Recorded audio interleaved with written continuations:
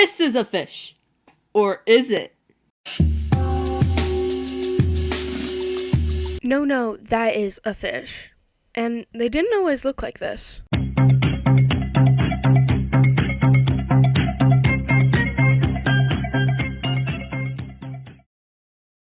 First thing we're going to learn about is the 5 different groups of fish. There's jawless fish, cartilaginous fish, ray-finned fish, lobe-finned fish, and last but not least, early armored fish. We're going to go in order of how I mentioned them, so first you're going to learn about jawless fish, or agnathins. The name for this fish group in Greek means without jaw, and most types of these fish are extinct, but 2 branches are still alive today. The first one is the hagfish, and the second is the lamprey, which we'll learn about later. The earliest jawless fish were the ostracoderms, which is a term used as an informational way of loosely grouping together the armored jawless fish. These fish possess long cylindrical bodies devoid of paired fins and scales. They also feature 7 or more paired gill pouches. These features are what differentiates jawless fish from other types of fish. That's all for jawless fish, so we're going to move on to ray-finned fish. Ray-finned fish are a class of bony fish that are the largest and most successful group of fish. They are found in every aquatic habitat in the world, and according to UC San Diego, 99% of all fish species in the world, from goldfish to tuna, are classified as ray-finned fish. These fish account for nearly half of all living vertebrate species, and ray-finned fish are jawed fish, which made them better predators over evolutionary times. Another fact about these fish is that a few of them can crawl on land for short periods of time.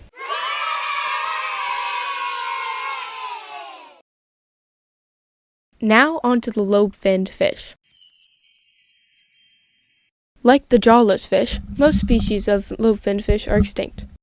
And these fish are a sister group to the ray-finned, which together form the bony fish, or scientifically the osteichthyes. Ancestral records clearly show us that terrestrial vertebrates evolved from lobe-finned fish nearly 400 million years ago. Lobe-finned fishes are also closely related to tetrapods. Their fins are highly mobile and can support the body, allowing these fish to travel short distances over land. Pectoral, or shoulder, and pelvic, or hip fins have articulations resembling those of tetrapod limbs. Now, you might be wondering what a tetrapod is, and a tetrapod is any 4-limbed vertebrate animal of the clade Tetrapoda. Gionibra is a lobe-finned fish that has both ray and lobe-finned features. The largest known lobe-finned fish was a Rhybodes hibbert from the Carboniferous period of Scotland, which may have exceeded 7 meters in length. Well, what's the difference between these 2 boring fish? Well, first of all, these fish aren't boring, and second, the lobe-finned fish are characterized by their fleshy lobed fins, as opposed to the bony fins of the ray-finned fish. That concludes it for the lobe-finned fish. So, on to the cartilaginous fish, which are a class of jawed fish, and some examples are sharks and stingrays. And the most important thing about this is that their bones are made up of cartilage instead of bone, hence the name. Fish, it's time to learn about some actual fish. Now, some of these fish we don't know a lot about, so some may not have as much information as others. Now, the first example I'm going to use is a plactoderm. These fish are extinct, but they were the earliest branch of the jawed fish family tree, meaning that they had bony armor on their head and neck. These fish lasted only about 50 million years, which is surprising since sharks appeared about the same time. Now, the extinction of these plactoderms appears to have been quite sudden, but its causes are still unknown. These fish never had teeth, and instead they had bony plates associated with the jaw perform the function of teeth. Plactoderms included some of the first vertebrates to colonize fresh water. They also include the earliest vertebrates to colonize the open ocean. Another type of older fish is a Haikouctus. This fish was the first animal to develop a well-defined head and have a fully defined skull. By Cambrian standards, it may have been the most advanced life form of its day. Record during the Middle Cambrian, at around 518 million years ago. It was found in China and first described in 1999. Vertebral elements hint at the possible evolution of bony structures around the notochord, which is an elastic rod-like structure found in chordates. Haikouctus are also the ancestor of backboned animals, but they don't have all the features you would ascribe to a modern fish, since they are primate fish. There were over 500 specimens of Haikouctus found in the same rock layers, which means they probably stayed together like a school of fish. And lastly, these fish were considered a stem vertebrate. What's a stem vertebrate, you may ask? Well, a stem vertebrate refers to extinct vertebrate species that are closely related to living vertebrates, but they lack all the characteristics of the group of living vertebrates. Another older fish is a Mylocommingia. The fossils for these were also discovered in China and described in 1999 as virtually the same time and place as the Haikuktis. These fish have possible lobe-like extensions in the head, with potential eyes and cavities that could be interpreted as nasal and hearing functions, which is a possible development of a primitive tripartite brain. Wait. What's a primitive tripartite brain? Okay, it's kind of hard to explain, but it's a model that dates back to the 1960s. I forgot to mention it, but Haikuktis also might have had a primitive tripart brain. But anyways, the primitive tripart brain was first introduced by neuroscientist Paul MacLean. It's just the idea that the human brain is sort of three brains in one. These three brains are arranged back to front or bottom to top. This one is the neocortex, or the rational and thinking part. The limbic system, which is responsible for emotions, memories, and social behaviors. And the reptilian complex is responsible for basic survival functions and instincts like breathing, heart rate, and the flight or fight response. Here's a simpler picture. Almost all of the older fish are extinct, but three ancient fish still live today. They're the hagfish, coelacanth, and lamprey. First, let's go over the hagfish.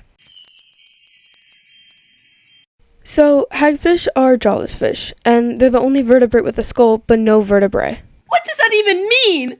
Okay, I know that didn't make any sense, but I'll explain it. So, basically, hagfish have cartilaginous bones, which are bones made of cartilage, and they lack a vertebrae or a backbone, but they do have skulls. Hagfish have been around for close to 500 million years, and they are closely related to lampreys. They are bottom-dwelling, eel-shaped marine creatures who are blind, but have eye spots, and there are 76 species of hagfish. Now, you may be asking how they've stayed alive for so many years, and that's because of their evolutionary success, which can be contributed to a combination of factors, including their unique adaptations and their ecological role as scavengers. Now we're going to move on to coelacanths, which are critically endangered fish that date back to the Triassic period, which was 240 million years ago. These fish were thought to become extinct, but the first coelacanth was rediscovered in 1938 off the coast of South Africa. They have lobed fins that resemble the legs of early four-legged land animals. Coelacanths are usually found between 590 to 690 feet of depth, but they are sometimes found as deep as 797 feet and as shallow as 177 feet, and they tend to reside in underwater caves. There are two living species, the West Indian coelacanths and the Indonesian coelacanths. That's all for coelacanths, so let's move on to lamprey. There are 31 species of lamprey found throughout the world. Sea lamprey is one species of lamprey, and they are parasitic fish native to the northern and western Atlantic Ocean. All lamprey skeletons are made of cartilage, and they have disc-shaped suction mouths ringed with sharp teeth. They breathe through a distinctive row of 7 pairs of tiny gill openings located behind their mouths and eyes, says Ocean Service. And a fun fact is that a singular sea lamprey can kill 40 or more pounds of fish during its life. Well, now that we covered the old fish stuff, let's get to the fun part. Modern fish. Yippee! So, in case you don't know, there's a lot of fishes on our planet. Like, a lot. So that's why we picked the most interesting and special fish species to cover. So yeah, let's get on that and start with the...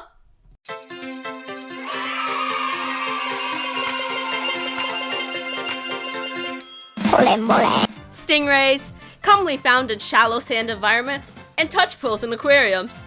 As you can see, stingrays look pretty different from your average fish. They're flat, gray, sometimes brown, and have sharp spined tails. They are what scientists like to call cartilaginous fish. Basically, it means that the fish has a skeleton made of cartilage, like sharks. Turn this fish upside down and you see that its mouth, nostrils, and gill slits are on the underside of its body. In case you didn't know, this is not usually where they are located on a normal fish. But this is no normal fish. This is a stingray. Anyway, let's talk about their eyes now. Unlike their mouth, nostrils, and gill slits, Their eyes are on the upper side of their body. Despite being suspected to have good eyesight, they don't use their eyes for hunting. Instead, they use something called ampullae of Lorenzini to hunt their prey. Basically, these are just receptors on the stingray that detect electric fields. What do they hunt, you may ask? Well, my dear viewers, these fish eat clams, oysters, shrimps, crabs, and mussels. Now that we got the basic information on stingrays covered, let's get more specific. Oh yes, the blue-spotted ribbon-tail ray, one of the most dangerous rays in the sea, lives up to 10 years and, in my opinion, looks similar to the blue-ringed octopus. Its vibrant blue spots warn predators that they are not to be messed with. Whoa. Why is it the most dangerous ray? The most dangerous part of any stingray is their caudal fin. What's a caudal fin? There. That's a caudal fin. A stingray's tail is a spined tail with sharp points and edges. With this tail, they deliver their, sometimes, fatal venom. They deliver this venom by whipping their tail at whatever is threatening them in an attempt to impale or cut them. If it succeeds, then that is when it delivers its venom. This venom is only really fatal if it impales and ejects it in a vital area, like your chest or abdomen. Hey, I'm back. So, quick question. What's the difference between venom and poison? Great question, Hatsune Miku Shrimp. Thank you for asking. Well, both are toxic substances, but the way they get delivered is what makes them different. Poison gets into the body by someone swallowing, inhaling, or absorbing it through their skin. Venom, on the other hand, gets into the body via injection like a bite or sting. Examples of poisonous animals are poison dart frogs, cane toads, and the hooded pituhui. Examples of venomous animals are stonefishes, king cobras, and platypuses. Now, let's get to the next fish. The flying fish. The fish that flies. Oh my god! It's a bird, it's a plane, it's a flying fish.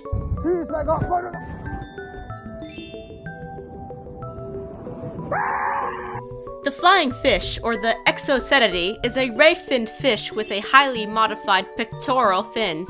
They eat plankton and sometimes even small crustaceans. Now, I know, flying fish don't actually fly, but flying fish do something that's the closest to flying compared to other fish. By using their highly modified pectoral fins, they are able to glide through the air. They can glide for up to 650 feet or 200 meters when using their highly modified pectoral fins. When swimming and not flying through the air, they take their highly modified pectoral fins and hold them flat against their sides. There are roughly 40 species of flying fish. Some of these species are that fish, and that fish. Our last flying fish fact is that when they are newly hatched, flying fishes have whiskers that help them disguise as plants. Doesn't that look like a plant? Anyway, let's move on.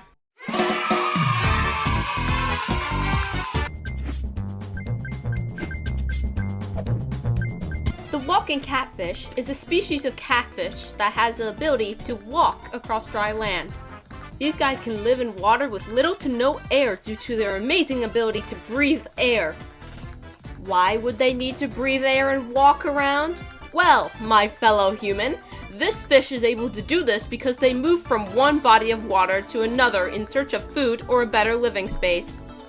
You will find these guys in Southeast Asia and I guess in Florida too, though they're not really supposed to be there, which makes them an invasive species in Florida because of course Florida needs another invasive species to add to their already 500 non-native species. So, you told us why they walk and breathe air, but you never told us how they do it. Yes. Apologies, my dear friend. Walking catfishes have a super duper special gill structure that allows them to breathe air by extracting the oxygen from the air, like us. This is also how lungfish, another air-breathing fish, breathes. And how do they walk? They just wiggle side to side and use their pectoral fins to support their body, kinda like a snake. Does that answer your question? Anyway, this fish eats small fishes, aquatic insects, plant materials, and detritus. They may also scavenge on dead fish. Overall, they're kinda just a catfish with the ability to breathe and walk. Still pretty cool in my opinion. Okay, next fish!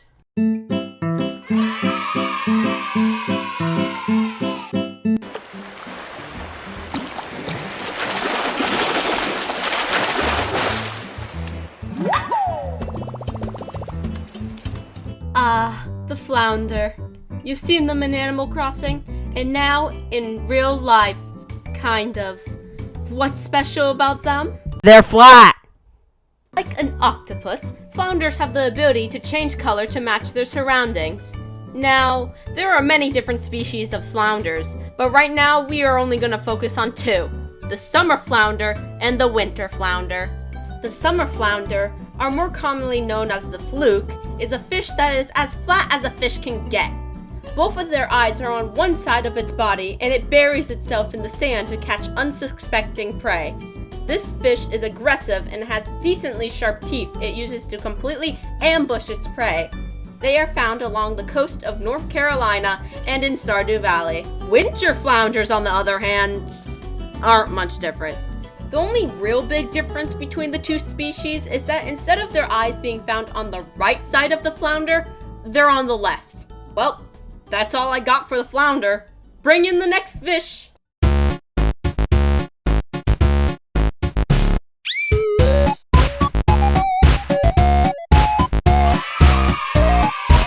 Don't tell the other fishes, but out of all the fishes we talked about today, this one's my favorite. Called the boxfish. You can probably already tell how this fish is different from a typical fish. Boxfishes get their square shape due to their hard carapace that covers their body. Because of their shape, boxfishes are really slow swimmers when compared to other fish. Their tiny fins also contribute to this. They are brightly colored to basically tell predators not to mess with them, like a traffic cone. If a predator were to mess with them, they will secrete a special toxin that will get the predator to retreat or even kill them. This is also why you can't keep them as pets. They are like a bomb, a cute square bomb. They're a type of bottom-dwelling fish and are omnivores, which means they eat both plants and animals. In this case, the plants would be algae and the animals would be worms and small fish. Sometimes these fish will blow a gust of water into the sand to help find its prey. Their predators are large-sized fishes, sharks, and of course, humans. One of the more commonly known species of the boxfish is called the longhorn cowfish, or the trunkfish. They are known for their horns that protrude from above their eyes. They're silly looking and have a tendency to approach humans. And there's a phone case with them on it. I don't know. I really don't know why. Oh, by the way, yes, you can eat them. Just have fun dying. Anyway, next fish.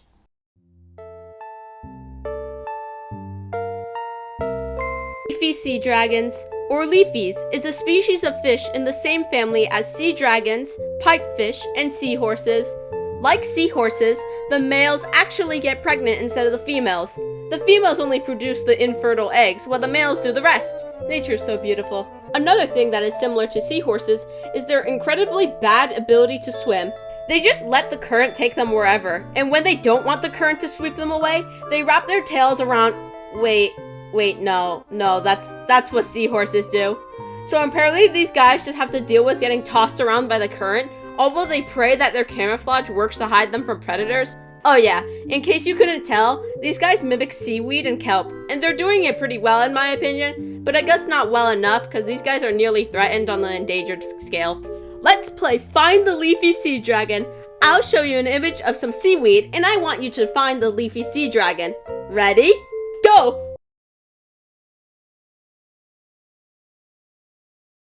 Did you find it?